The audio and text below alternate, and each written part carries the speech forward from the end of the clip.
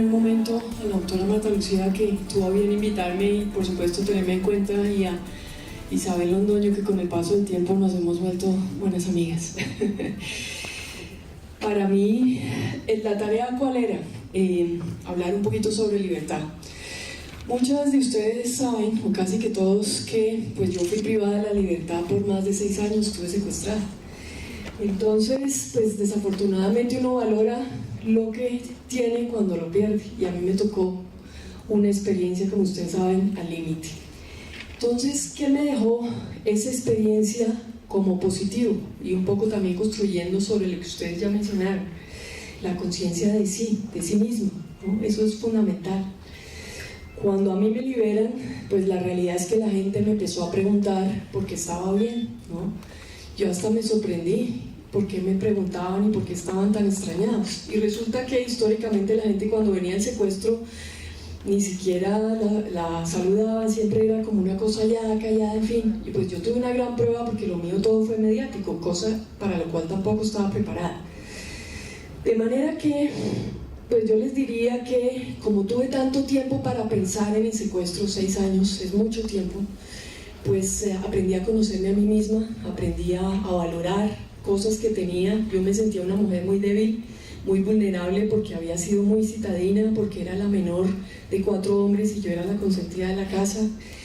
Y adicionalmente las cosas se me habían venido dando. Pues sí, las había trabajado, pero igual se me habían venido dando. Esta prueba sin duda me puso al límite de las situaciones y me hizo tomar conciencia de mí misma. Cuando yo me di cuenta que me salía de casillas o que me exasperaba y me daban unos dolores de estómago horribles, dije, yo me tengo que curar, porque aquí no hay ni siquiera acetaminofén. Tengo que hacer un esfuerzo por cambiar mi mente, cambiar mis sentimientos y mis pensamientos. Y empecé a sustituir, empecé a visualizarme libre, empecé a visualizarme con mi hijito que nos habían separado por 3 años.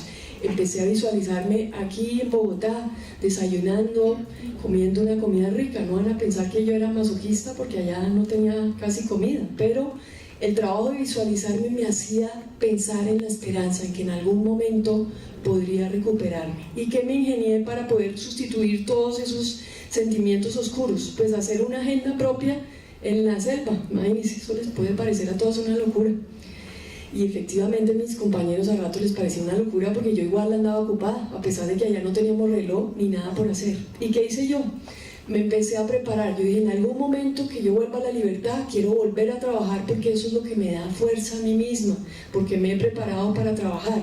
Entonces me levantaba temprano, tenía un botellón de agua, y lo primero que hacía era que me aseaba lo más sencillamente posible, pero lo hacía, y a las 5 de la mañana estaba lista para ver las noticias. Eso me permitió no desconectarme, porque ustedes recordarán que la gente, cuando venía secuestrada, el aislamiento genera eso, la falta de comunicación lo aísla a uno, lo aniquila como persona. Entonces esas pocas noticias me irrigaban una fuerza, y oía todo, ese resumen que pasan entre 5 y 6 de la mañana, pues yo me alimentaba con esa información. Era más importante que la propia comida, porque me mantenía cerca, me mantenía con los pies aquí en la realidad. Después estaba temprano lista para cuando nos traían un tazón de café, y trataba de, cuando me lo tomaba, estar conectada, porque sabía que en mi casa estaban tomando café. Quizás estaría más rico porque estaría con leche, o otros capuchinos, en fin, pero trataba que esa bebida que a mí me gustaba, pues trataba de conectarme, porque sabía que muchas personas iban a estar también tomando café a la misma hora. Y luego trataba de caminar. Cuando tuve la oportunidad de pintar, pinté, de escribir, de bordar. Cuando no tuve nada de eso, porque realmente los recursos son muy precarios, dije, yo quiero ser una buena mamá para mi hijo y quiero poderle ayudar con sus tareas. Pues me dediqué a repasar tablas de multiplicar, raíces cuadradas. Pues toda esta actividad mental pues me tuvo en pie, de manera que cuando me liberan, pues estoy bien intelectualmente, bien anímicamente, bien físicamente. A ustedes les parecerá que eso es una locura, ¿no? Pero lo hice, 6 años, y me mantuvo el deseo profundo de yo poder sobrevivir para poder encontrar a mi hijo. Entonces yo les diría que la libertad es la capacidad que tenemos nosotros de tener conciencia de sí mismos, de nuestras emociones, de nuestros pensamientos, de nuestros sentimientos, y ver cómo en algún momento nos analizamos y los remodelamos y los sustituimos y los transformamos, como estaba diciendo ahora la señora Antonia. De manera que uno piensa que eso no es posible, pero sí es posible. Con el paso del tiempo, en la medida que uno es dedicado, es disciplinado, pues va teniendo los resultados. De manera que yo les diría que la libertad lleva consigo misma el término de responsabilidad. Entre más uno es responsable de sí mismo, de sus decisiones, de sus pensamientos, de sus emociones, más libre es, porque no le está echando la culpa al vecino o culpando de por qué los políticos o el país o tantas cosas que pasan. Yo hubiera podido culpar de aquella situación a mi compañera de cautiverio, de infortunio, porque fue ella la que me invitó y nunca lo asumí. Si realmente yo tomé la decisión de acompañarla, cuando ella me dijo que si quería ir, yo le dije que sí, consciente de que asumía el riesgo. De manera que cuando liberan, pues yo no pensaba echarle la culpa. Finalmente los responsables de toda esta atrocidad pues fueron las FARC. De manera que fíjense que esa toma de conciencia desde el día 1 me permitió no ser víctima, y eso hace una diferencia enorme, porque entonces ustedes no están esperando que la gente les resuelva las situaciones, ni está uno con la quejadera constante, sino al contrario, está con el chip de qué tengo que hacer yo para poder salir adelante. Cuando a mí me liberan tuve inmensos desafíos. Por supuesto estaba feliz porque ya había roto las cadenas de secuestro, pero el mayor desafío era emocional.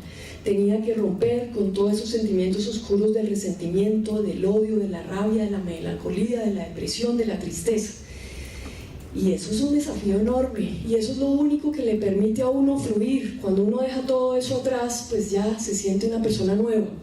Se me dio una oportunidad que la asumí como oportunidad, es que algunas editoriales querían que yo escribiera un libro, y me sirvió para dos cosas. Por supuesto, para entregar el libro que fue publicado, pero adicionalmente como un examen de catarsis, de poner en blanco y negro cómo había sido esa experiencia que yo había vivido. Entonces lo que yo les puedo sugerir es, así ustedes no publiquen un libro, aunque sería ideal, escriban la historia de su vida como se planteó, y luego, si les pasa como a mí, que gracias al público les pareció que faltaba algo más, me pidieron el segundo libro, fue Resiliencia Personal a Prueba de Fuego. La gente me empezó a preguntar por qué estaba bien, entonces pues me tocó sentarme a pensar qué de esa experiencia negativa había yo aprendido, y me di cuenta que había aprendido demasiadas cosas. Había aprendido el valor y la conciencia de sí misma, había aprendido a quererme, había aprendido a autodisciplinarme. En la selva no tenía ni mamá, ni marido, ni amigo, ni novio que se levantara todos los días y me dijera, ay pobrecita, levántate porque si no, ¿no? Porque uno aquí siempre hay alguien que lo llama o le dice, oye, vas tarde, alguna cosa. En la selva, ¿quién? Si uno no se levanta, se muere, esa es la realidad. Autodisciplina, perseverancia en esas actitudes, ¿correcto? Motivación, mi gran motivación era mi hijito, hoy sigue siendo mi hijito. De manera que todos esos elementos juntos, pues yo les diría que funcionan. A veces puede sonar como abstracto, pero no, yo les puedo decir que si uno está bien motivado, que si uno tiene una agenda en el día a día, en el corto y en el mediano y en el largo plazo, la puede hacer. Si uno persevera en su propósito, si uno está emocionado con lo que hace, los obstáculos que se le van presentando van quedando atrás a medida que uno se le van poniendo de frente. Cuando a mí me liberan, el primer obstáculo, los periodistas, ¿sí? Mi familia preocupada, pero ven, tú tuviste un hijo en la selva, ¿qué vas a decir? ¿No? Todo ese tema social que es tan fuerte.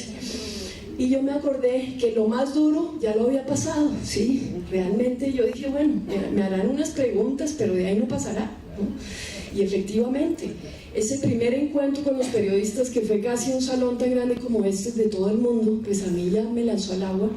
Y yo les dije, yo contesto algunas preguntas, las que considere que son de mi vida personal, pues no las contesto, y las que considere que aportan algo, pues las contesto. Y ahí empezamos a tener una relación de respeto. Hay excepciones en que la gente trata de colarse a uno con lo que no es importante, pero eso me dio fortaleza para enfrentar los medios hasta el sol de hoy. Quería decirles que también se me presentaron obstáculos, porque yo cuando llegué lo único que tenía era cuentas. Cuando me secuestraron tenía una casa, tenía una hipoteca, los impuestos por pagar, los servicios, en fin, los seguros, a pagar las cuentas. ¿Cómo voy a hacer? Necesito un trabajo. Por fortuna me llegó esta oferta que les digo, me puse a hacer eso, pero se me presentó un imponderable que no me esperaba. Mi mamá en ese momento estaba al borde de la muerte y tenía que afrontar una cirugía muy fuerte. A mí también me tenía que pasar al quirófano y a mi hijo. Y por si fuera poco, a mi mascota labrador también. Entonces, ¿qué hicimos? ¿Cómo se dice? Cuando viene una cosa muy fuerte hay que coger el toro por los cachos y dijimos, nos toca porque si no la operan se muere y le toca. Entonces le tocó a mi mamá en abril, a mí me liberan en enero, ¿no? Mi mamá en abril, a mí en mayo, mi hijito en junio. Los 3 sobrevivimos, ¿sí? Y es un poco lo que acaban de decir, ¿no? La fuerza del amor y que cada uno nos dábamos confianza porque iba saliendo uno mejor que el otro, de manera que afrontar eso y luego salir de todo eso y dedicarme a escribir el libro. ¿Qué hice? Me fui a mi casa, yo en ese momento vivía en Chía, me hice jornadas muy fuertes, como estaba enseñada en la selva, por así decirlo, a dormirme a la hora de las gallinas, me levantaba a la 1 de la mañana hasta las 6, escribía, me rendía mucho, de 6 a 8 arreglaba a mi hijo para su jardín de niños, tenía otras 4 horas en la mañana, al mediodía que volvía almorzaba con ellos, en fin, y en la tarde sacaba en limpio lo que había escrito, de manera que en diciembre de ese año pues tuve mi libro para entregar en la editorial, cosa que nadie daba posible que yo pudiera hacerlo, y lo hice. Entonces eso también me dio un gran empoderamiento, por eso se los cuento.